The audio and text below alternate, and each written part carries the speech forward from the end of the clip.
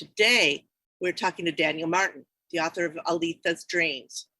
His book is a compilation of philosophical tales that surely made me think and go, It's pronounced Socrates. Socrates, just like Bill and Ted.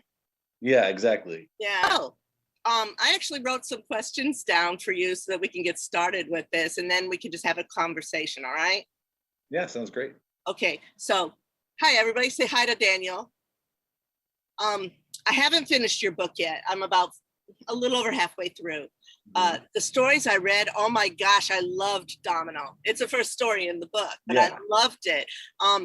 At the end, it almost became predictable, but it didn't become predictable till the end. So it was awesome because you kept everyone just going on. I can really relate to Jeromeo. Is that it, Jeromeo? Yep, I can relate to him as well. I wrote a lot of myself into Jeromeo. Oh, did you really? Did you really? I used to go, I did like Jeromeo though. He was like one of my favorite characters. Another one that I read, because I'm skipping forward, was Blank Pages. Yeah. Loved that story. A sad, tragic story though. Oh, it was very sad and tragic. I did not give away the end in my little prequel here. But I really liked how in the story you wrote about how Claudia had to try to make the characters real, and I'm watching Claudia become a real person in the story. So you were actually explaining your own process through exactly the story itself. And that was what made you think to do that? Oh, well, I do think that writing is a form of therapy, just like all forms of art are a form of therapy. That story was influenced when I moved from California to Maui at a period when I wrote a lot of these stories. And I stayed in a hostel for a few days because I shipped a truck from California to Hawaii, and I showed up a little bit before the truck did. So I stayed in a hostel that my friend worked at in town, and I met this old Indian man who was a doctor in India. And when he moved to the US, he got shunned by some of his research was working against pharmaceutical interests. So he got kind of kicked out of the Boston medical academic field, and he ended up being homeless in Boston for a while. Oh, nice. And he actually caught pneumonia and almost died during a really bad blizzard. And so it was actually like the beginning point of the story where Claudia is homeless and under a bridge was really inspired by him. But I wanted to challenge myself as well to try and write a story with a female protagonist, which is something that actually it's really hard to do as a man, because you have to really jump out of how do I think and how do I see the world, and how can I become my character to take it to its end, as a commentary on both homelessness and how much we treat them like they're non-existent people, but each one has a backstory. Like Claudia has a whole backstory and a whole life that's led her to be there. And also what happens when we give up on ourselves, which is probably became the primary mechanism of Blank Pages, of what happens when we give up on ourselves. So some of it just started with the inspiration of knowing Vishnu was his name, the man that I met, and then trying to find a way that I could relate to his story and make it livable, but also to put on exposition this idea of writing as therapy, as a means of overcoming trauma. And I think that especially today and in our modern world, trauma is something that it's on a lot of people's minds, and how do they deal with it? And so stepping through Claudia's mechanism and what it was able to do for her to fill some of her past holes, I think is just a valuable thing for people to experience. She also had a sad, addictive personality type. She was definitely, she couldn't get past any of her addictions from her trauma. That became an addiction, which caused her to write the story, which became an addiction. She continued to write, and you wrote in the story that even though she lost pretty much everything else, she still had this manuscript that she hadn't finished. So that was one of her addictions, and as well as drugs and alcohol, which was really sad. Totally. I was watching the tunnel come down and down, and she just kept going further and further down in this tunnel. And I wish that I made all of that up so much more than I did. Unfortunately, a lot of her addictive tendencies with both drugs and sexual escapades with men was very much things that I saw a lot of young women that I grew up with in Orange County and LA area of California that got into partying, got into cocaine, needed to find ways to keep fueling that addiction.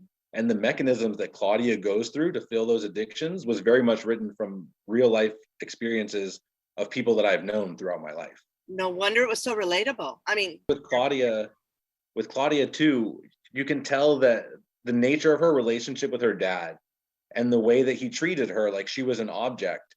Right. In the scene where she's in her grandfather's house and she's trying to finish reading Madame Bovary, literature was kind of her initial addiction. Right. And that's why she does end up carrying the book with her, because that was her means of escape before she was old enough to have these more mature mechanisms of escapism that she ends up coming to terms with. I've forgotten about that, but yeah. And it took mom 3 people before she got any kind of an answer. Mom was really trying to help, but she couldn't help because she was trapped as well. She was trapped with this man. Exactly. Yeah. And so it was all a lot of psychological traps that these women were in because of the. Yeah, and I think that's very realistic. I think that's a lot of people's experience, unfortunately. It's sad. It's very sad. And I thought it was sad. I actually felt almost not like I was going to cry, but like, you know, that twist in your stomach thing when I read the end, when the blizzard blew. Editing. Who does your editing for you? That's a great story. So the editing is a mix. I, in the past, used to write and wasn't the greatest editor. My first book that I published was nonfiction, and it was a handwritten travel diary from traveling around Hawaii, moving to the French Alps, backpacking a little bit on Europe. And when I got back my senior year of my undergrad, I started typing up my handwritten diary, and then I put in philosophic commentaries on cultural relativity, self-construct, a couple of different points on like dichotomies of fear and liberation. And I published it, and with horror, reread it over the next few years. Oh, I made a mistake here, and this is wrong, and I want to change this. And unfortunately, I went with a vanity publisher my first time, which was an awful mistake that I'm glad I will only ever make once in my life, and can encourage people not to make themselves. And then I decided to go back to school at some point. And after my master's, and my thesis supervisors rewrite, and spending a whole year just rewriting very complex philosophic analytic work, I came out a much better editor. And so what I do usually is write the stories, and then I come back to them 100 times, rewrite until I absolutely cannot find one thing that I want to change, one plot hole left, one aspect of the character's development that's not there, one grammar or punctuation thing. And then I'm very blessed. My lovely girlfriend, who's in the other room studying right now for her master's, who graces my cover as well. She's also a master's student in philosophy. She reads a lot. If I gave you a tour of the room I'm in, there are books everywhere, a giant case, a bookshelf, piles, stacks. We read all the time. So she went through and was my final proofreader, who just made sure that the last bits that I couldn't see myself made sense. So the two of us together as a team perform the editing process. But it's a big undertaking, and I would not recommend most people to do it the way I do. It causes me a lot of headaches. You get stuck in your own words, and it's very complicated. Don't use the Oxford comma. No, I do not use Oxford commas. I actually deplore Oxford commas. I only use an Oxford comma if what comes after the and is really an and clause and not a continuation of descriptivity. Yeah, I absolutely abhor Oxford commas, and I always write an MLA. Milk, comma, chips, comma, and peanut butter and jelly. That's when you would use the Oxford comma, right? No, I would use it more if it was like, it was light, breezy, and utterly unobtainable, or something like that. When it's no longer following the same thread of descriptivity, but it's an actual separate entire plane. I got you. That was one of the things. And again, I teach to teach. And so my eyes are trained to catch that too. So I'm thinking that I might be actually pretty okay with editing my own stuff if I ever get to that point. Yeah, and my girlfriend uses Oxford commas. I edit her academic work as well, but that's like a stickler point that I'm like, no, I don't like the Oxford comma. It disrupts extra. The and already does it. Okay, and I see that. But as an American, it's odd that you don't use it, because that's how they teach it in schools, that whole Oxford comma thing. Are you, because we met on Facebook by accident. I think I was inviting somebody else to interview, and you said, you know, I'd like to also. And so we met that way, which is really cool. I love social networking for that. What I don't see is social networking working as well as it could. No. Like with your book, Alethea's Dreams, how much it's published, right? Yeah, it's published Show as me of the June book. 1st. So it's Um, 21 days in now. how is your marketing going with that? Yeah, you know what? I did a little bit of an experiment with paid ads, Mhm. and I put out a lot of other content that was unpaid before. And I found that what I'm most comfortable with myself and what I think is actually efficient is a much slower route than what most people want. I think at least on, author groups and forums that I've participated in, people want to write a book, they want it published right away, they want it out there getting sales right away. I'm more being realistic, I think, of being a career author who Uh, is not going to be well circulated until a few more titles in than where I am right now. But what I do work on is organic marketing. So meeting people like you, meeting bookstagrammers, and actually having a conversation and connecting with the person. I don't like just a flash of an ad, here, buy this thing, it's great, and then having no connection with the person whatsoever. So it's a slow route of organic marketing, of connecting with bookstagrammers, connecting with other Goodreads users, people on the author forums as well, mhm. both on Goodreads and on Facebook. And it's a slow route to build a readership, but I would rather, I think, build the real reader base that's actually into my type of work than just Right. shove it in people's faces who won't understand it, won't appreciate it, and end up getting bad reviews that might hurt me just because it wasn't the right people to have come across my work. You wrote a definite thinking man's book. Yeah. It's a thinking man's book, and I'm enjoying it. I'm going to be done with it before the end of tomorrow, probably, because I'm halfway through. Uh, I'm enjoying sitting there. I can actually shut out the world and read your stuff. A lot of times, people tell me you have ADD. I doubt it. I just Yeah, think I that I'm did. too busy in my brain. My my husband is sitting there in the living room and he's watching television, right? So I have to be able to shut off my ears to read in the living room, which is great. I could do that with these stories. They're that Good. That means I'm dropping you in. yeah, That's they're perfect. pulling me in. So it's a really, really good set of short stories. And I like that the short stories because I can finish one, put it down and not feel like I'm missing something because I didn't Yeah. keep reading. And I think that's important for my writing style in the book, is that you can't run through it like a sprint all the way like you can with some more commercial fiction, or Mhm. you're going to miss the real value of the reflectivity and being able to read one story, go entirely in that world, and then it ends abruptly and you're like, oh, whoa, what am I left with? And having a little time to process that before you pick it back up and go into the next world or the next Right. dream, if you will, that I've set up. I actually wanted to go into Domino and smack Stephen for his whipping the slaves. It just made me frustrated. Yeah. No, they're working. Let him chat. Leave them alone. Yeah, but there's a lot of political contention around Stephanius, where he's one person when he's at home with his wife and his kids. He's a family man. He's doing it for them. Yeah. But then he has a boss, and he's in the middle, and he's sandwiched between his bosses and the slaves. And if he doesn't make them perform the way that he's supposed to, then he gets, docked his pay for whatever reason, whether it's a horrible event that someone dies or something else. But he's kind of stuck in doing something that he doesn't believe in, that actually goes against his character, just Right. to feed his family. And I think that a lot of people do that. And that's why at the end, Stephanius kind of has his moment where the person that he is inside and with his family, when there's no one directly overseeing him, when the structure that's pushing him to do horrible things like continuously whip the slaves is gone, he Mhm. all of a sudden like has a moment where his real humanity surfaces and he tries to do what's right and free all of them. Yes. Yes. I loved that. Like I said, once it got to where the servant did what he did. I'm Yep. not going to spoil anything, but what Yeah, did what he did, and then the word trickled down to what's his name, Stephanius.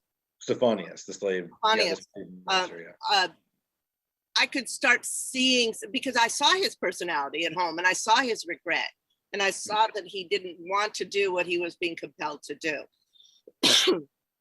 So that was really great.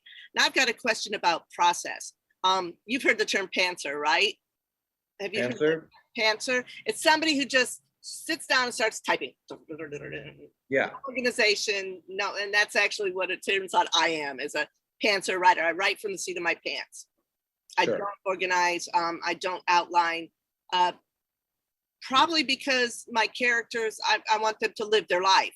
And then I just write what they're saying. Again, I'm Sure. not published yet, but that's how I'm writing. And I see a lot of people who say that. So you mentioned your first book was a travel log kind of a book. And so you wrote everything down like an organization, like outline and everything. Do you do that same kind of thing with your fiction where you No, organize it before you write it? I play with it a lot, and it's changed. So like with my first book, it was an actual travel diary. So when I started just typing up the entries, entry by entry, chronological, I realized other philosophic themes that were there, and then I started writing essays to complement and tie things together. With these short fictions, I actually was on like a blogging split. After I published that book, I started a blog where I wrote some philosophic essays and started writing short stories as well. And I probably wrote about like 70 or so that I put on my blog before I started being like, oh, I'm actually getting kind of good at this. And so then I had no, because I lived in a castle on a sea cliff in Maui, deep in the jungle, and had the most serene view and environment you could imagine to write. But I put myself on a schedule of every Thursday, my blog comes out with a story and had a schedule. So sometimes I spent more time with my stories than others. Sometimes Thursday morning, I woke up, made a pot of coffee, boom, it came out. Most of these stories were written kind of in a just run through. But how I end up developing them is rewriting. So a lot of them have had different parts of their plot change throughout time. The story you'll get to later, in particular, Doctor in Aleppo, I have changed so many aspects of that story to try to make it hit its point, that I could have written different books off of it. I am working on a new book that's a novel right now. And that one was a short story that was going to be in this collection, but it reiterated some of the same points as Deal, which I'm not sure if you're there yet. It comes after Blank Pages. I'm on it right now. I'm on that one right now. So it kind of doubled down on that, and I decided to pull it out and rewrite that. But in order to take it to its end goal, because it's a novel, I kind of did a brief outline of what chapters do I want for the mechanisms to complete the story, so that they're there, and then later I hop in at each chapter, take that outline, and then I find out how to explain it. And I'm working on some novellas as well. And I think I'm starting to go to more of an outline structure, but a super loose outline that just tells me what I need this chapter to be about. And then when I sit down to write the chapter, I go more into it, just comes out. Okay, so you have like a basic foundation, but you let your characters grow and build on their own then. And then once it's written, like once it's coherent the first time, I go back and rewrite and rewrite and rewrite and rewrite. And both of my books that I've published, I've done at least 20 reads from first page to last page, editing, rewriting, editing, context, layer. So the first time it comes out, probably not horrible, but it's messy. But I do like to just run through and get all the ideas out, let the characters, like you said, live their lives, let the dialogues occur, and rework it over time. Yeah, it's a lengthy process to write these. Well, I kind of get that because, like I said, I write essays. So I went back one day and I was reading my early bachelor's level essays, and then I read the ones that were in my PhD role, and I'm like, I wrote that. Ooh. Yeah, you almost can't recognize yourself. I've had the same thing with my bachelor's and my master's level writings. Yeah, it's crazy how much you develop without even knowing you're developing it, as far as a skill set. You talked about a blog. Is it still an active blog? Do you still keep it up? No, I don't have that blog active anymore. I do write some articles on Medium about self-publishing to help other people with some of my experiences and things I've learned. And I post philosophy stuff on there occasionally, but the old blog, which was Blog on Things and Stuff, hasn't been around for a few years. I've just focused much more on writing books. Like I said, I have a new novel that I'm working on, and 2 novellas that I'm writing, all 3 of them simultaneously. So, and then I have more back burner books, but I'm not focusing on that. If you'd like, I also welcome guest bloggers onto Enriched Us. I can write, but that's all me. I have a couple of people who have guest blogged, and they've been authors and given me like their sentiment on something. My friend, the editor, he wrote something about, editing is a job. I don't do it for wages. It's like difficult for people who keep themselves busy. Obviously, you keep yourself busy. Are you a full-time author? Is that what you do? At the moment, I am, because I'm looking for a job. If I had a day job, then I would be a part-time author. But I I spend an enormous amount of time doing this. It's not just a side hobby. Yeah. So somewhere between 3/4 and full time at the moment. Okay, Definitely. well, because that's what you have to do. What are you looking for? The Netherlands, which is where I live for anyone who's viewing this, Mhm. is enormously anglicized. Everyone from small children to old people speak English. Some people immaculately that you wouldn't even know that they're not American. My girlfriend, for example, she speaks so well, you would think she's from the Midwest, maybe, that she has just like a little bit of an accent or phrases things differently. Okay. In Spain, in France, oh mon Dieu, in France, if you don't go up to someone speaking in French, and Spain is very much the same. Some of the younger educated people are realizing they live in a globalized world, and so they're working really hard to learn English. But Mhm. here in the Netherlands, everyone speaks English. So to be an English teacher here in the Netherlands is, Pointless. out of all of the mainland European countries, it is the one place where everyone speaks English. So it doesn't matter so much. But I did apply for a couple of jobs, mostly at universities, working with expats, exchange student kinds of positions, Mhm. philosophy department secretaries. And I have another one that just closed that I applied to, that's archivist at Oh. an expat research center. So they take stories of expats, like the Spanish teacher, myself, Uh-huh. students, refugees, and then they compile them and archive them for research purposes. So I think with my background in philosophical anthropology and philosophy of culture is what my degree is actually in my master's. I have a unique way of being able to put those stories together, put them into collections and publish them. So I'm kind of hopeful that that one goes well. They contacted me back, but I'm also working on editing books for Dutch authors. So I met a guy also through Facebook who's a Dutch author. Uh-huh. He's written a few books in Dutch, but he realized that he's kind of hit how many readers he can have in a country where there's 18 million people and no one outside of the Netherlands, except for a few in Suriname, speak Dutch. So he wants Oh. to approach the English language audience, but he's a very talented writer. So I'm editing his English to sound Native American or Native American English. And actually, ironically enough, the story that I did for him as a tester, because I wanted to see how well he writes and know how much time it's going to take as an editor, Mhm. was about an archivist. It was about a man who works in an archive. And right after I'd edited the story, this position came up. So there's some weird synchronicity there Ooh, as that well. does sound cool. Actually, it does sound like synchronicity. It sounds like Yeah, there's this little gecko that advertises insurance here, and he the Geico gecko. the Geico gecko, and he said something about coming up 15 minutes, 15%, and he goes serendipity. So I Yeah, like that word serendipity for this, and strangely that I'm using a gecko cartoon thing to come up with that. Well, what else will you want to tell us about yourself? I mean, we don't need dark mysteries or if you've killed somebody in Portugal or something. We don't need to know anything like that. But we'd like to get like a little mini biography of Daniel Martin. What can you tell? yeah, sure. So I grew up in Orange County, California, and lived there until I was 21. I fell in love with my now ex-girlfriend, and she was from Hawaii. She was not liking Southern California and its culture, and she wanted to go back to Hawaii. So I told her to go. Thought we were just going to break up, that it was a nice thing, but living that far away wasn't going to work. Mhm. And we ended up staying together. And she was begging me to come move there. And I'd visited a few times throughout the year that we lived in two different states. And I realized that Hawaii and Hawaiian culture was so much more fitting to me than the superficiality that I was living in that particular area of Southern California.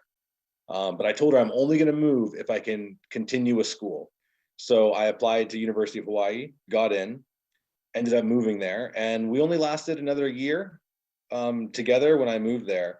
But it was one of the most life changing things to move to Hawaii. I ended up minoring in French, studying in France, becoming proficient in French. Um, I got to study East and Western philosophy during my undergrad.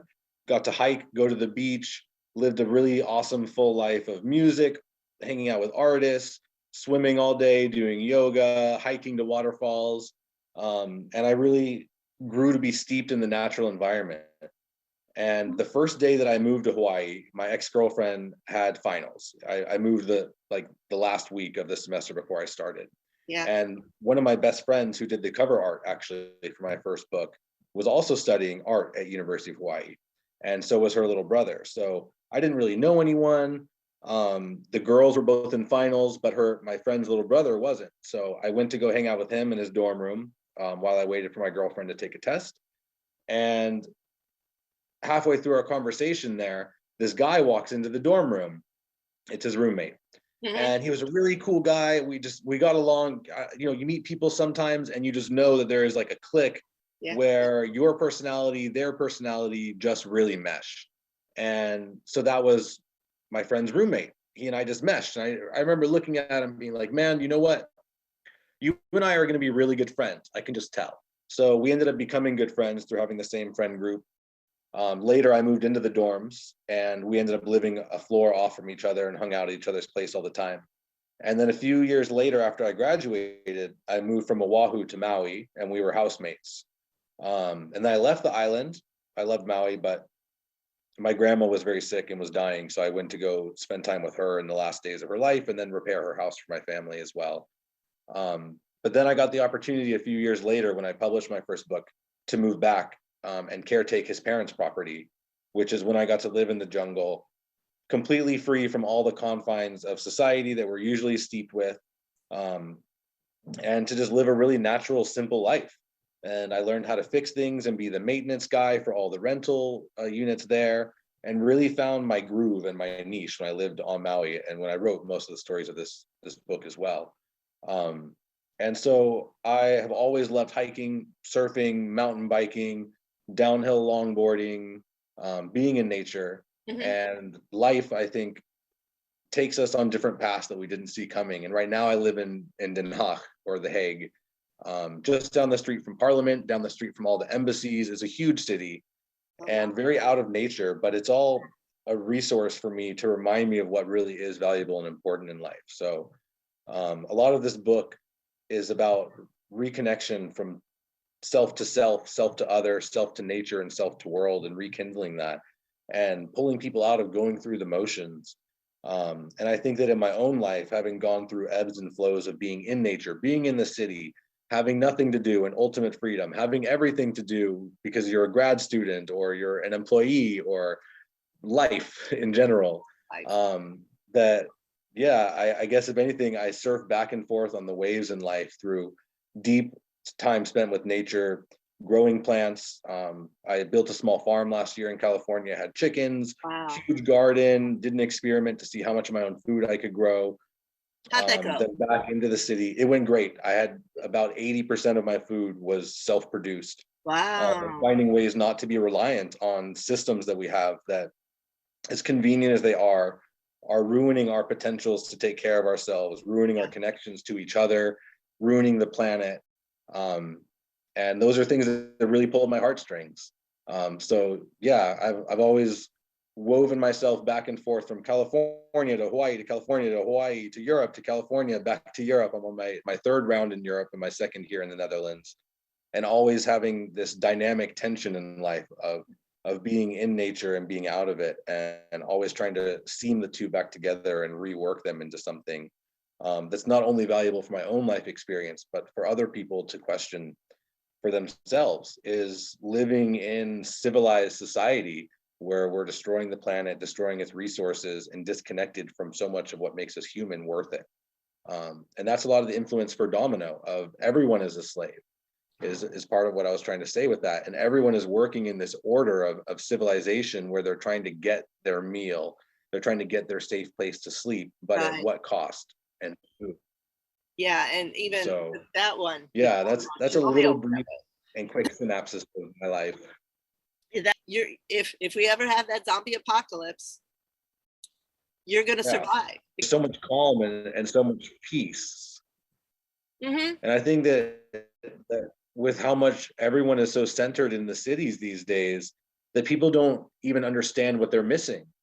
And it took me a long time until I got way out there on Maui, where I was living 20 miles from a gas station, 20 miles from the grocery store, to really realize how much value there was just in living out in nature. And I think that so many people grow up in cities and they're looking for the economic interest of having the right paying job so that they can have these things that they want in life. And the values, especially of my generation, are just so shifted and geared towards that. And it displaces people, and it causes new trauma because we're not growing and we're not creating communities. We're all isolated, we're all scared, we're all in these scarcity mindsets. And I think a lot with my writing, especially the next ones I have coming up, that deal a lot with that. And Wilbur deals with that as well, of leaving the city to go out and look for what is in nature, what is already there that we're not seeing, that's all around us, the dust that's being kicked up our whole lives. And I think so many people are just stuck in this, the le petit tron is what they say in France, the little day-to-day, the going through the motions, that they don't know what they're missing. And I really hope that my books help to show what it looks like existentially when someone doesn't pay attention to the fact that they're missing something. And that shows the regeneration of the spirit, like with Andrew in Drive. He's coming back from a funeral. He's stuck by himself with just his inner monologue just relentlessly banging into him, and he's over it. And But he's hungry. He's hungry, but he stops to just survey the serenity of a dark valley for a moment and see the sky up above, in all of its Lambian glory, you know? He seemed almost disappointed when that old couple was interrupted by the person in the next booth. It's like they stopped because they became, discombobulated from their private world that they thought they were in. But he did too. It's like his brain stopped. It's like, well, wait, no, the flow has stopped. And the organic nature of people enjoying their own little communities, kind of. Right. And I think it kind of messed with his head too. And the whole, he couldn't even concentrate on the menu. So he just kind of did this. Yeah. And then he even, this is your philosophy coming through when he said, I just knew where it was. Or that like anything would have been just as well. Which comes from Jean-Paul Sartre in Le Nausier. There's a moment where the character is at a beer restaurant, like a beer garden, and they have all these beers, and his company is pressuring him, pick a beer, come on, just pick one. And he has a moment where Sartre writes, mais toujours je connais il y a un autre choix, which means, but always I know there's another choice, and anything is just as good. You have to choose in the moment. And so there's a lot of Camus and a little bit of Sartre that comes through in the books, that for someone who's read either of those authors, they'll start to see moments of their work occur in this as well, as just an homage to existentialism, even if I do it fictionally instead of academically like Sartre does. But the existentialism, I can actually say words. It was really clear at that moment with the menu. It was just like, you have to choose. Connected with this, I have to choose. So here's how I'm going to do it. Boom. And they said, and that's what I was going to get anyway. And that's the impression I got, was that was what he was going to choose anyway, was the Caesar salad. And so he was in some way cosmically connected to the menu. Like some kind of coincidental fate. Like that. So I really like how you did all of those connections. And it may be my psychology background, because psychology is only a twist off of philosophy, because there's still a lot of what ifs even in psychology. Totally. But the way you're presenting it is really craftsman-like. It's really, really well done. Thank you. This has been a really good interview for my very first. Well, thank you for being my first interview. I figured you got to get the ball rolling on it. Yeah, I do appreciate that, because in 2 weeks I have another one, a lady author. So I'm hoping for that to come through. Your interview will show up the last weekend of June on Sunday. Perfect. So I'll send you the link and I'll put it out there. Do you have any last words for us? Any last words? Philosophize, Socrates. Yeah, philosophy is a bunch of bullshit most of the time, to be honest. I'm not sure if we're allowed to say those words on here, but it is. They're mild. My advice for anyone listening to this is enjoy your friends and your family, and do so in nature as often as possible. because no matter what you do and no matter what you achieve in life, whether it's writing books, whether it's earning a PhD or having a six-figure salary or whatever it is, those moments will never have as much value when you're sitting on your deathbed as the cherished moments you spend with your family, with your best friends, and in nature, just existing. So I would just encourage anyone to find as many of those little slivers of happiness that they can, because this life is short, and it's a real shame if it rushes by, especially if we end up like Claudia, where we come to an unfortunate end way too soon. Claudia. Well, thank you so much, Daniel. Yeah, thanks for having me, Poppy. It's been Pleasure fun. talking to you.